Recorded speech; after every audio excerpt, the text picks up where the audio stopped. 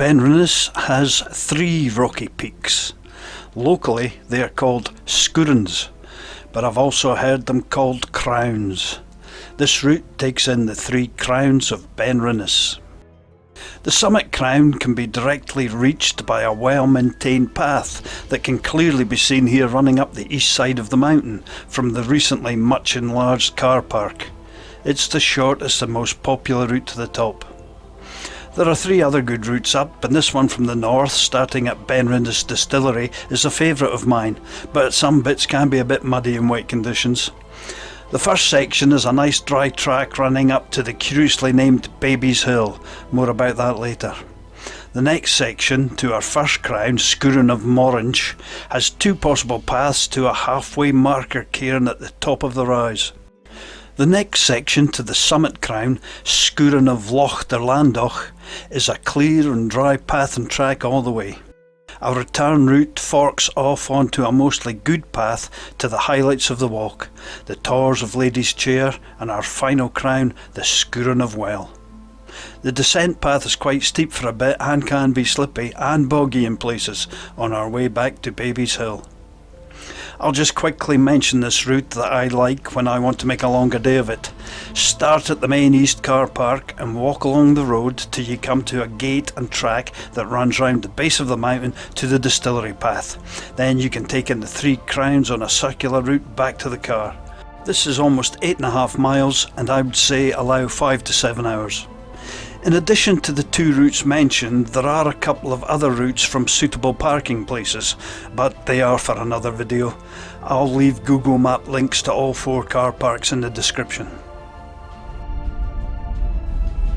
There is nothing stopping us driving through the distillery to get to the car park, but I prefer the way that avoids this. Past the community hall, take the track on the right.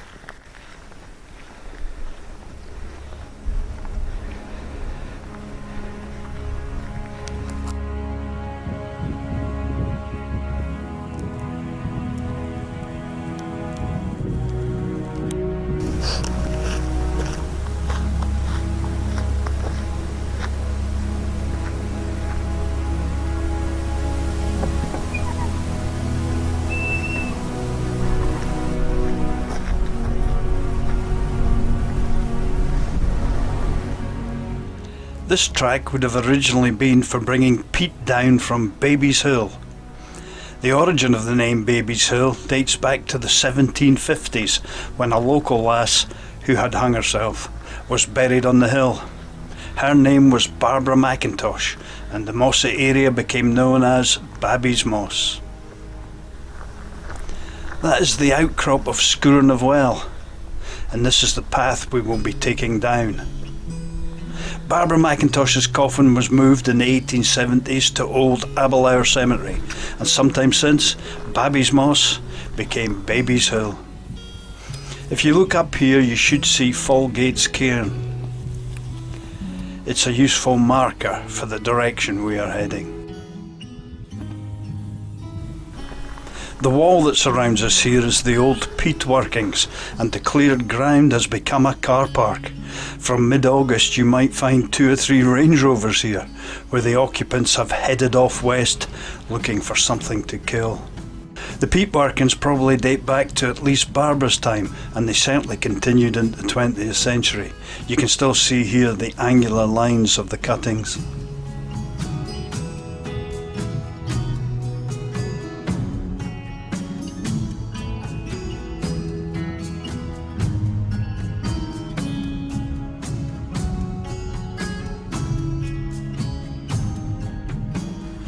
There are two routes we could take here. Rightwards is the most interesting, but the path fades out for the last part. Either way, you'll have at least one of these to cross. Rightwards you have to pick your way through a few features, but it does take you to the cairn, which we know has been here for at least 150 years because it is recorded in a book of local place names in the 1860s and was said to be built for a guide in crossing the hill. From the rightwards path there are a few ways to make it to the cairn. The left path is complete and obvious, but I should warn you not to turn off it. You can look across and see the towers of Lady's Chair, and there will be a couple of tempting paths, but what you can't see are the horrendous peat hags and the ditches that you will run into. Not to be tackled lightly, especially when wet. Stay straight until you intersect the path coming from Fallgate's cairn.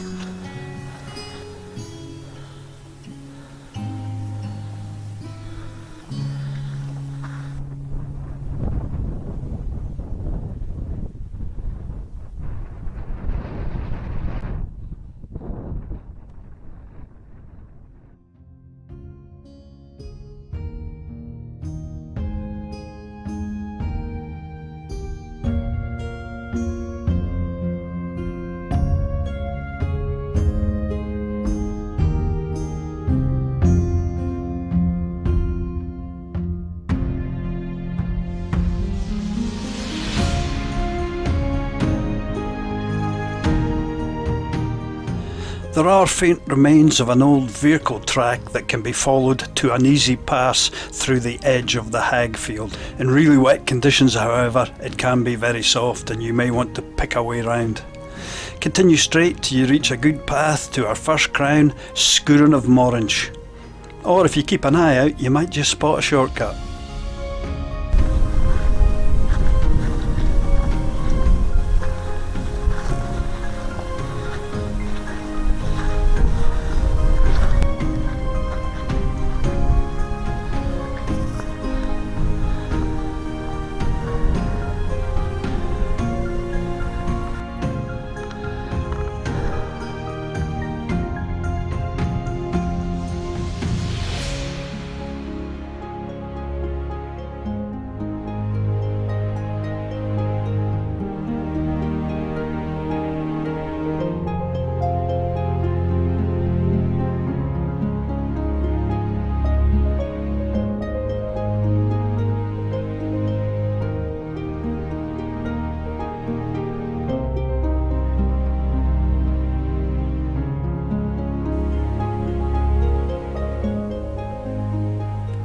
The towers of Ben Rinnes are granite that hardened slowly from magma that rose up into softer rocks deep underground about 400 million years ago. Successive crust uplifts, particularly 50 to 60 million years ago, raised huge mountains here that have since weathered and eroded away to expose the tougher granite.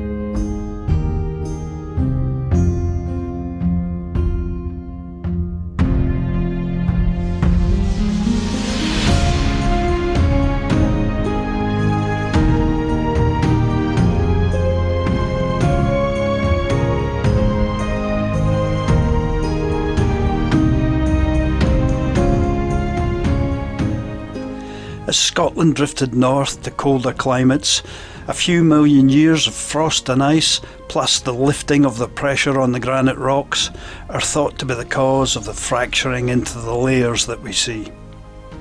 Then successive ice ages and the movement of ice sheets over the mountain helped scatter the broken pieces to where many lie today.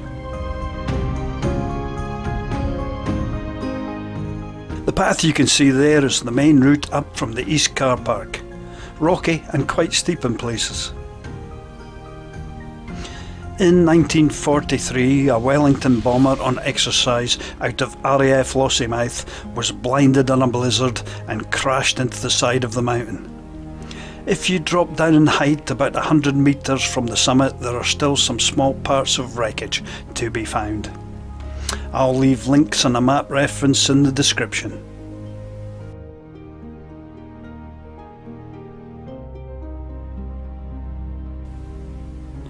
Next up, ladies' chair. Head back down the track we came up for half a kilometre to this very obvious double path forking right.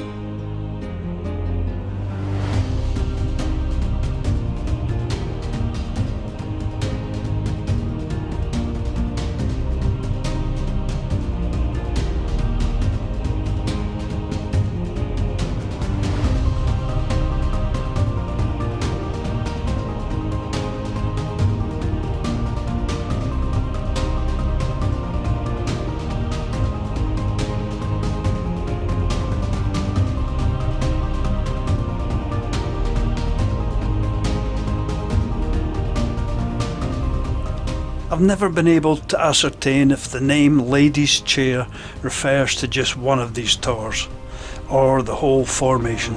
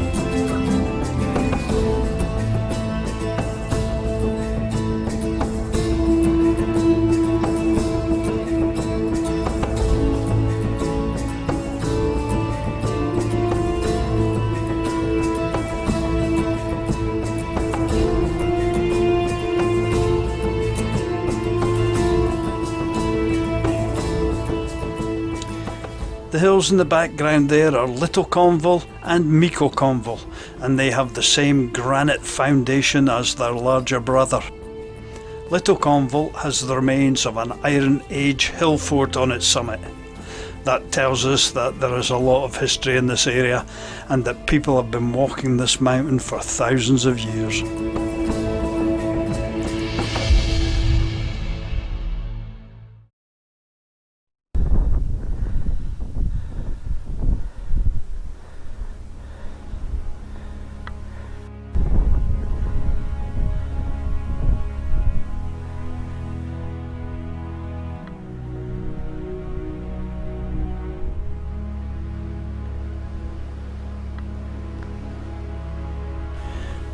Is this the highest wishing well in Britain? Over the years I've seen it dried up or full to the brim, I've seen it muddy and cloudy, and I have seen a lot more coins in it. Either some people are helping themselves, or perhaps the wind can swirl the water around fast enough to throw coins out. If that's the case, then there might be a tidy some in the grass below.